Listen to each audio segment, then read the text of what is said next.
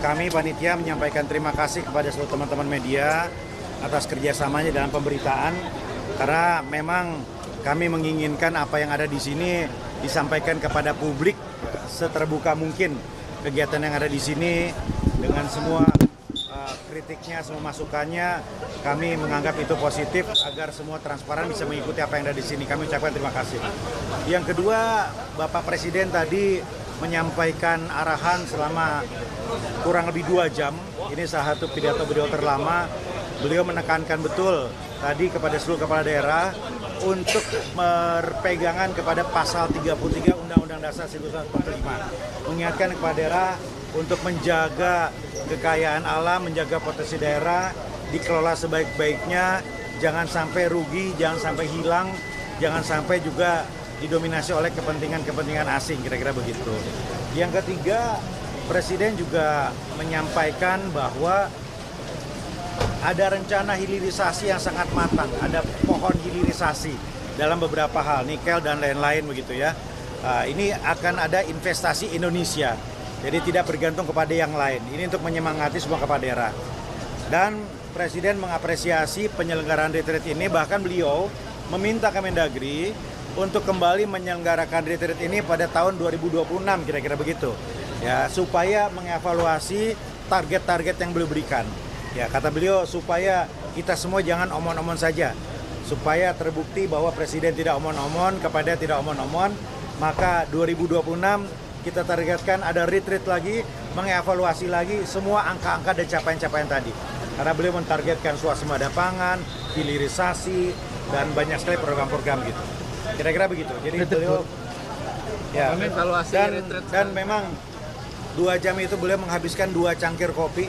Ya, karena beliau paham segera Jumatan, ya beliau menghentikan begitu ya. Tapi kalau dialokasikan waktu lagi, kalau waktunya lebih fleksibel, pasti bisa 3 cangkir kopi, bisa lebih panjang. Untuk peserta total yang hadir sampai akhir ini?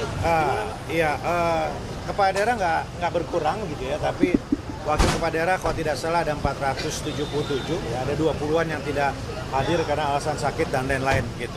Kepala daerah berapa Pak akhirnya? Masih sama, 493. Jadi yang tim Bali itu memang nanti ikut gelombang berikutnya. Pak, perbedaan antara retreat 2026 dengan gelombang berikutnya apa Pak? Nanti Pak? Ya, targetnya nanti mengevaluasi apa yang sudah ditargetkan tercapai atau tidak. Alasannya apa? Jadi semua harus berdasarkan angka-angka.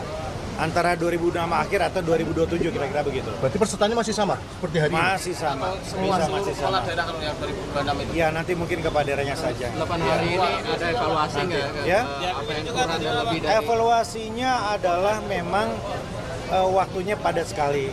Ya, seharusnya semua menteri berbicara begitu. Tetapi yang positif adalah kita melihat kepala daerah itu semakin akrab. Presiden tadi juga senang.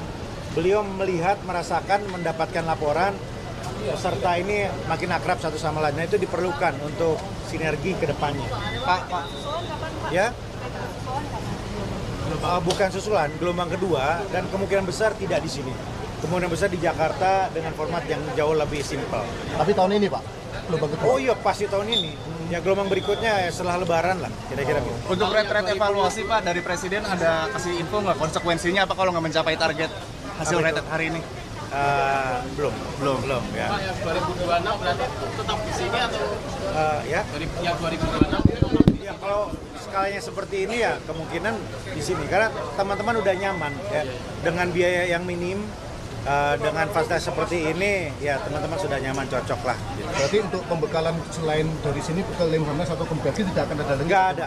Nggak ada lagi ya, kecuali teknis dari kementerian, tapi yang resmi di awal dari Lemhanas Kemendagri ini sudah nggak ada lagi. Hemat ya.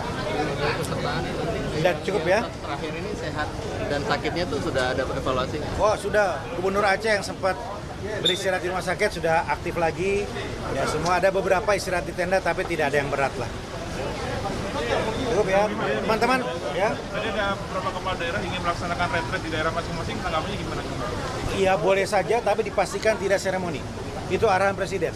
Retret boleh untuk kepala dinas tapi tidak seremoni, fokus kepada kolaborasi, sinergi dan pemahaman visi misi, Astacita dan gagasan kepala daerah.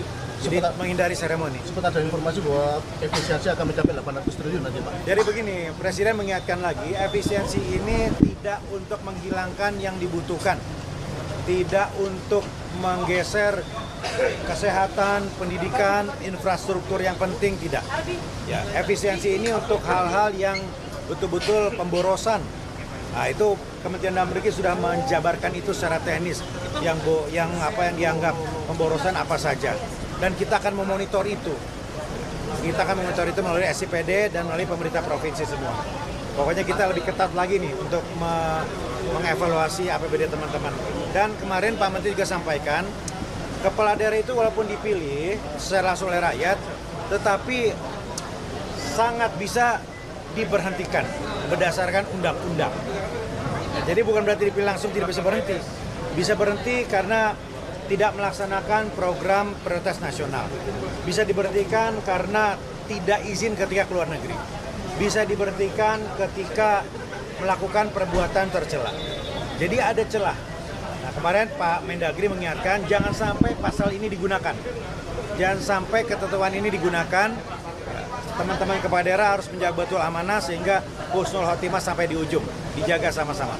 Ya, karena ada ruang, ada celah berdasarkan hukum untuk diberhentikan. Pasal ini juga berlaku bagi mereka yang ikut rated Pak. Ya? Pasal Ya, ini semuanya sama. Ya. Ya. Oke. Teman-teman, makasih semuanya ya. Makasih kerjasamanya.